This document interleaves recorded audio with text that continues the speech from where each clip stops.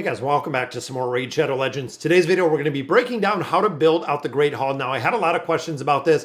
Really knowing the affinities in here do make a big difference. I want to run through and look at the champions and kind of where we're at, and then break down the Great Hall. So the Great Hall, this is a bonus that you do get from PvP, and this is going to give an affinity bonus to all of your champions that you have within the specific infinity.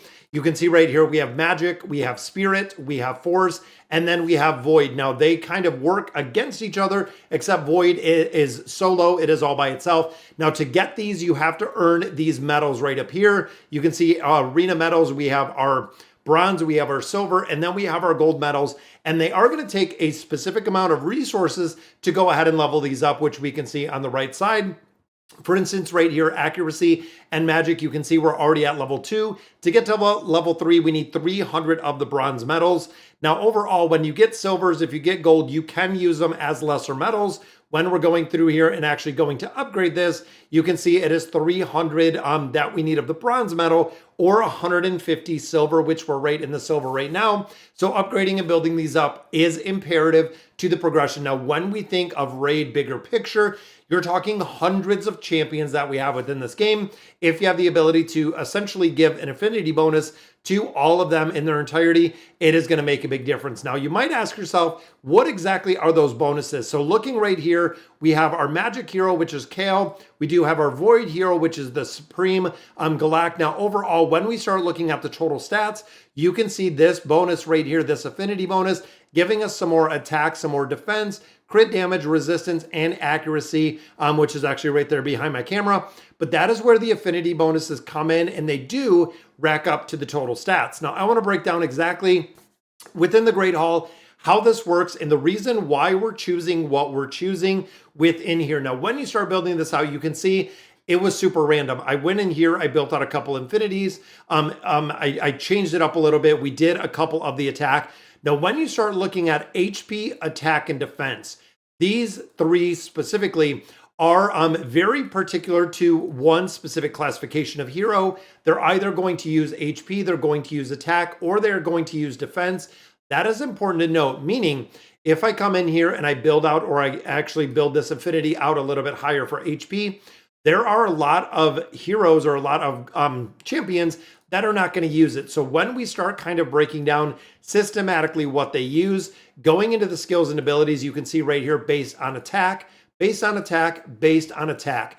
Now that isn't true for everyone. Looking on some of these, right here, I believe all three of these might be attack, but there are specific ones in here, damage based on defense.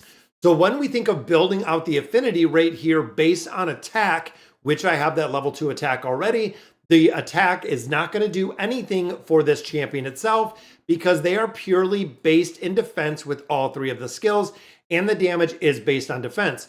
So to really get rid of some of the overlap, and the way that we're going to be building this is picking out the affinity that you have really the champions of the most stuff. So again, thinking of magic right here, looking at the building of the affinity, looking at our champions, we have Kale as magic, we do have Tagore as magic. Even breaking it down here, we have our High Elf as magic. We also do have, the Frog as magic. Yugo is magic. A lot of these are magic and are magic based. So I'm going to be building this one out because the two ones that I'm really concerned about is Kale and building out Tagore. Those are the two that I'm really focusing on, getting them up to 6 stars, building them out, getting that affinity built out a little bit further. Now to do this and to maximize what we do have in the Great Hall, we're going to be focusing on really the top 4. So we're going to be focusing on accuracy, resistance, critical damage, and defense. Now the big reason in here is when you focus on these and when you look at these, a majority of the classifications, a majority of the affinities are going to use accuracy and do use accuracy in a very, very big aspect.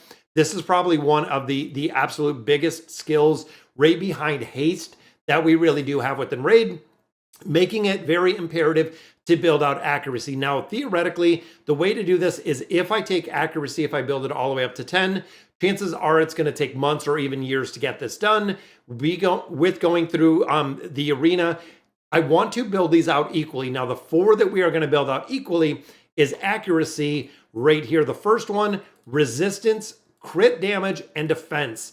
We are going to build these out kind of 1, 2, 3, 4, systematically going through all of these again, 1, 2, 3, 4. Once we do get to defense, I'm going to come back to accuracy. I'm going to level this up to 2. Same with resistance. We're going to take this up to 2. Critical damage is the next one that I'm looking to upgrade on my list, is going to go to level 2. Same with defense. Now we're going to continue this rotation for 4 iterations. So when we get done with this magic classification, I'm going to have accuracy at 4, resistance at 4, crit damage at 4, defense at 4. Then we're going to move to another affinity. For me personally, I'm probably going to do Void because we have a couple different Void heroes. And then I'm going to do the exact same. I'm going to go ahead and build this to 4. I'm going to build this to 4. I'm going to build this to 4. And then, of course, the defense to 4.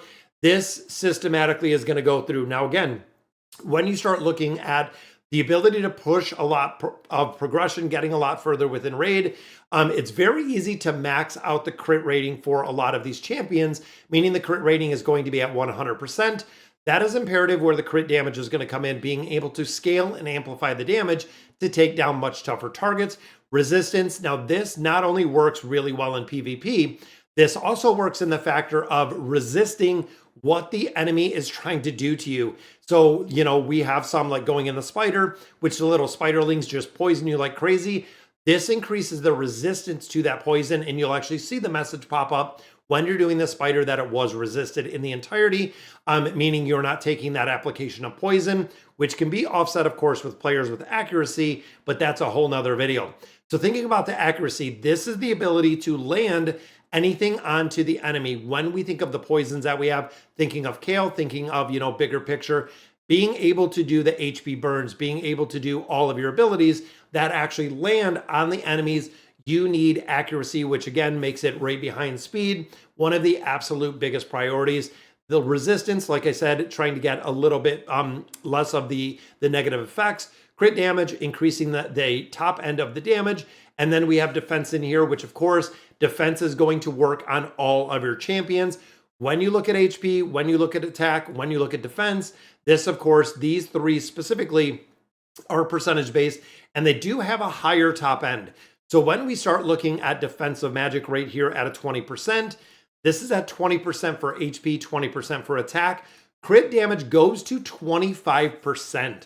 So thinking of having the ability to maximize the damage, getting that built up a lot further by getting that crit damage on that higher level is going to make a big difference, because we already know pretty easy with a good pair of gloves, pretty easy with some stats to get that crit rating up to 100%, meaning every attack that you're doing is going to crit, have to get up the crit damage to really amplify what you're building out of here.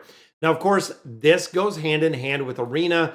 Be careful with the arena, like we've talked about. Make sure that you're not pushing these very, very high tiers. If you get dropped into gold without having the proper champions built, it's going to be incredibly difficult to go through here. And I farm this out every day. Now, looking at what we're getting for free, you get a ton of our tokens out of here. You can see right here, we do have our tag refills, but between the regular arena and the tag refills, there is a crazy amount of PvP that really goes into here. This, of course, only uses 1 team. The tag arena does use 3, but this is the only one that you can earn these medals. Very, very important that you are earning these medals in the entirety, because when you get a little bit higher in the tier, but when you get to build that out, you can see there are a ton of things that you can get out of here and a ton of incredible gear to be had out of here. Making sure that you're getting those double stacked buffs within the artifacts itself, and making sure again that you know exactly what you're doing in the Great Hall to build this out in the entirety. So all right, guys, so that is going to do it for today's video. Let me know in the comments what you guys think, and as always, thank you guys for watching.